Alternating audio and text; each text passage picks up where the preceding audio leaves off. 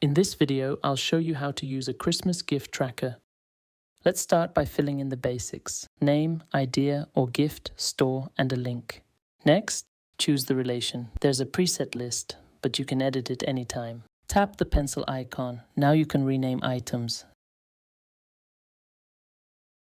See, it updates instantly.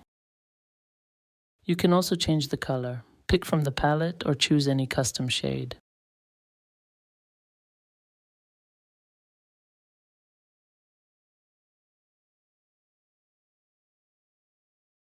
Now add your planned budget, and later how much you spent. The tracker calculates the difference automatically. And the chart shows your total budget and how much is left across all gifts. Here you have checkboxes: bought, wrapped, and sent. In the delivery column, you'll find a drop-down you can edit however you like. Add or delete options anytime. In the address column, you can write the address or anything you want. I filled the table with sample data. Now let's see how we can format the table. You can change the color of the header row. You can turn on alternating colors to make the rows gray and white. You can hide grid lines if you want a cleaner look. Or turn off condensed view to make the rows bigger. Now, when a gift is fully completed, check the Done box. The whole row turns green and the text becomes crossed out. This also updates the gift counter at the top. Important, the counter adds gifts based on the name column. If you remove the name, the total decreases by 1.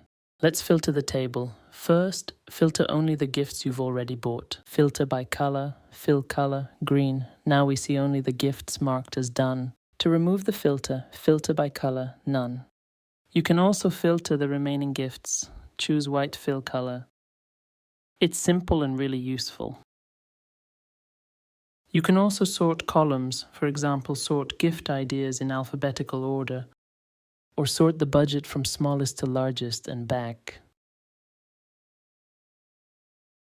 You can filter by checkboxes too. Let's filter wrapped. Filter by values, leave only false. Now we see only unwrapped gifts. To clear the filter, select all 3 values again. At the top, the chart shows your total budget and how much money you still have left. Add a planned budget for each gift. The chart updates automatically. Now, how to add new row. The correct way is right-click the row, insert row above or below. This keeps all formulas and conditional formatting. If you check the box, everything will work. If you just type under the table, Google Sheets will create new row, but it won't include conditional formatting and the checkbox won't turn the row green. You can fix it. Click any cell at the top of the table, Format, Conditional Formatting. Adjust the range to include the new rows. Now it works. For the difference column, make sure to extend the range in both rules. So the best option is always to insert rows, or copy an existing row and paste it below. That's it. I hope this tracker helps you stay organized. Happy holidays.